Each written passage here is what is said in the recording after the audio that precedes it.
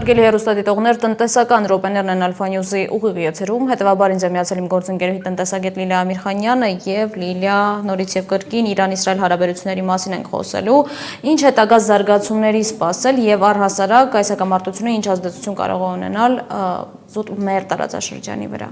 Շատ լավ, իրականում թե համաշխարհային տնտեսության եւ թե նաեւ մեր տարածաշրջանի եւ մասնավորապես մեզ համար այս հակամարտության ազդեցությունները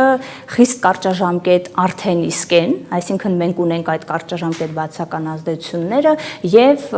արդեն կախված զարգացման հնարավոր սցենարներից, կոնֆլիկտի տևողությունից, դրա